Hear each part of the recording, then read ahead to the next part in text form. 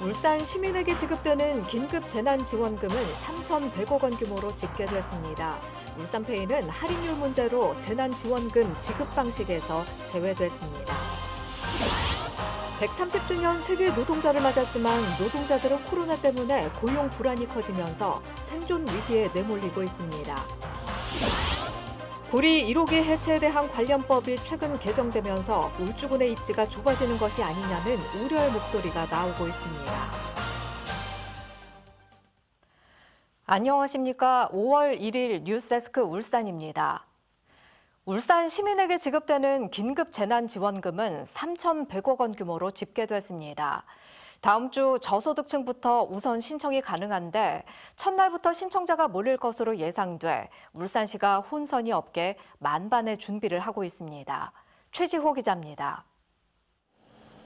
정부의 긴급 재난지원금 지급안이 국회를 통과하면서 지급 시기와 사전 신청 방식에 관심이 집중되고 있습니다.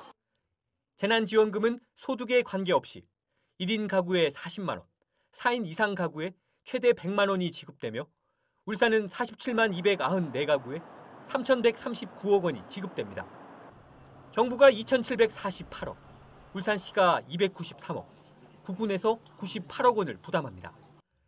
재난지원금은 오는 4일부터 저소득층부터 우선 신청할 수 있고 11일부터는 세대주가 온라인으로, 18일부터는 세대주가 아닌 세대원과 대리인도 읍면 동사무소에서 신청이 가능합니다.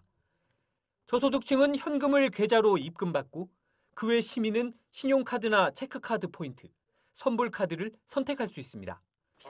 울산시는 현장에서 바로 받을 수 있는 선불카드 신청 비중이 높을 것으로 보고 20만 원권과 40만 원권을 다량 확보하기로 했습니다. 선불카드는 약 40% 정도, 약 한 37만 장 정도 됩니다. 왜냐 그러면 저희가 20만 원권하고 40만 원권 두 종류를 발급할 예정입니다. 지역사랑 상품권 울산페이는 할인율 형평 문제 등으로 재난지원금 지급 방식에서 제외됐으며 울주군민은 군청에서 지급한 지원금과 별도로 이번 정부 지원금도 받을 수 있습니다. 코로나19로 인해 지쳐있는 울산 시민 모두에게 큰 힘이 되었으면 좋겠습니다. 울산시는 오는 4일부터 긴급재난지원금 전용 콜센터와 홈페이지를 운영하고 거동이 불편한 주민은 직접 집으로 찾아가 지급할 방침입니다. MBC 뉴스 최지호입니다. 울산은 코로나19 확진자가 47일째 발생하지 않고 있습니다. 울산시는 3월 15일부터 오늘까지 지역사회에서 발생한 코로나19 확진자는 한 명도 없었다고 밝혔습니다. 울산은 지난 2월 22일 첫 환자가 발생했으며 전체 확진자 43명 중 28명만 지역사회에서 발생했고 나머지는 해외 입국 관련 사례입니다. 감염병 전담병원으로 지정 운영된 울산시립노인병원과 동강병원이 오늘부터 코로나 이전처럼 정상 운영됩니다. 울산시립노인병원은 원래 기능대로 노인병원으로 운영되고 동강병원은 감염병 전담 병상을 일반 병상으로 전환합니다. 하지만 국가지정 음압병상에 있는 울산대학교 병원은 지역 거점 병원으로 계속 유지됩니다. 오늘은 130주년 세계 노동절, 근로자의 날입니다.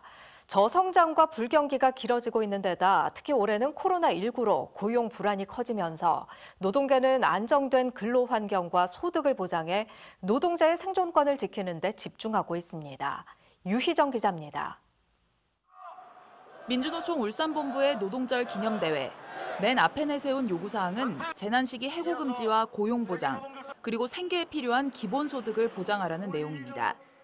코로나19라는 질병은 빈부와 관계없이 누구에게나 닥친 위험이지만 생산과 소비가 줄어들며 심각해진 경기 침체로 인한 타격은 노동자와 취약계층에게 훨씬 더 치명적이라는 겁니다. 경제적인 재난에 가까운 현재 상황에서는 개인이 생존할 수 있는 최소한의 조건을 보장해야 한다는 요구가 앞서는 이유입니다.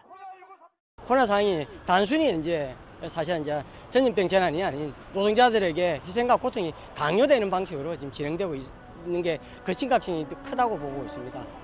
그동안 임금과 근로조건 향상 등 노동자의 권익을 키우는 공격에 집중해온 노동운동은 불경기가 장기화되고 빈부격차가 심해지면서 이제 일자리와 최소한의 소득을 지키는 방어투쟁에 힘을 쏟고 있습니다. IT 산업의 발달 등으로 새롭게 등장한 플랫폼 노동과 급증하는 프리랜서 노동의 고용 안정성이 매우 취약하다는 것도 새로운 고민거리입니다. 노동계는 전체 취업자 중 기존의 고용보험에 가입하지 못하는 사람이 절반에 달할 정도로 전통적인 고용관계가 무너지고 있다며 대다수 노동자들의 안전망을 확보하기 위한 실업 부조 제도를 마련할 것도 요구하고 있습니다. MBC 뉴스 유희정입니다. 국내 첫 원전 해체 사례가 될 고리 1호기를 놓고 해체 절차가 더욱더 복잡해질 전망입니다. 원전 관련 시행령이 개정되면서 주민들의 의견 수렴을 도맡을 주관 지자체가 없어졌기 때문인데요. 컨트롤 타워 역할을 했던 울주군의 입지가 좁아지는 것 아니냐는 우려의 목소리도 나오고 있습니다. 김문희 기자입니다. 국내 첫 상업 원자력 발전소인 고리 1호기. 가동을 시작한 지 40년 만인 지난 2017년 영구 정지됐으며 국내에서 처음으로 해체를 앞두고 있습니다. 해체 과정에서 원전 인근 주민들의 의견 조율은 그동안 울주군이 맡아왔습니다. 현재 시행령은 원전 인근 지역들 중 가장 넓은 면적이 포함된 지방자치단체를 주관지자체로 두고 있어 울주군이 9개 지자체를 대표해 주민들의 의견을 조율한 겁니다. 하지만 이 조항이 최근 삭제됐습니다. 원자력안전위원회는 원자력안전법 시행령을 개정해 고리 1호기 해체 과정에서 주민 의견을 조율하는 주관지자체를 없애겠다고 밝혔습니다. 앞으로는 9개 지자체가 관내 주민들의 의견을 직접 모아 제출하게 됩니다. 주관지자체를 둘러싸고 이전부터 울주군과 행정 소재지인 기장군의 갈등이 있었던 상황. 원안위는 개정 배경에 대해 부산 기장군 등 원전이 위치해 있는 지자체의 반발도 있었지만 모든 지자체가 주민 의견을 수렴할 수 있도록 제도를 푼 것이라고 설명했습니다. 하지만 울주군이 주도권을 뺏기는 것 아니냐는 목소리도 나오고 있습니다. 개정으로 인해서 울주군이 불리하게 된다든지 그런 건 없다고 생각을 합니다. 의견 수렴과 관련해서는 충분히 저희 울주군의 의견을 제시를 할 생각이고요. 원안위는 법제처 심사는 끝났고 5월 중순쯤 시행령 개정안이 국무회의를 통과하면 바로 공표할 예정이라고 밝혔습니다. MBC 뉴스 김문희입니다. 교육부가 울산 초등학교 교사의 속옷 빨래 숙제와 부적절한 언행 사건에 대해 철저한 조사가 이뤄지는지 결과를 지도 감독하겠다고 밝혔습니다. 교육부는 감사는 교육감 권한이지만 교육부가 지도 감독 권한이 있으므로 감사 결과를 보고 개입이 필요하다고 보이면 개입할 예정이라고 말했습니다. 이번 사건은 울산시 교육청이 특별 감사를 진행 중이며 울산지방경찰청도 아동복지법 위반 혐의가 있는지 수사하고 있습니다. 여름철 집중호우에 대비해 하천 둔치 주차장 차량 침수 피해 예방 대책이 기상특보에 따라 단계별로 추진됩니다. 준비 단계인 호우 예비특보 때는 차량 진입을 통제하고 비상 단계인 호우 태풍주의보 경보 때부터는 연락이 닿는 운전자는 주차 차량을 안전한 장소로 대피할 수 있도록 유도하고 연락이 안 되는 차량은 지정 대피 장소로 강제 견인됩니다. 지정 대피 장소는 태화강 국가정원 노상주차장 등 중구 16곳, 태화강 전망대 주차장 등 남구 6곳, 명촌 초등학교 등 북구 2곳, 언양 공영주차장 등 울주군 2곳입니다.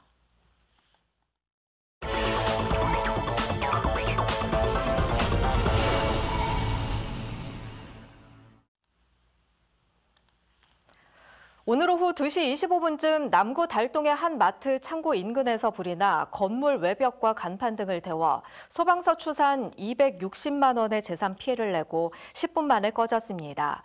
이 불로 연기를 흡입한 시민 1명이 인근 병원으로 이송됐습니다. 소방당국은 창고로 향하는 계단 쪽에서 불이 났다는 목격자의 진술 등을 토대로 화재 발생 경위를 조사하고 있습니다.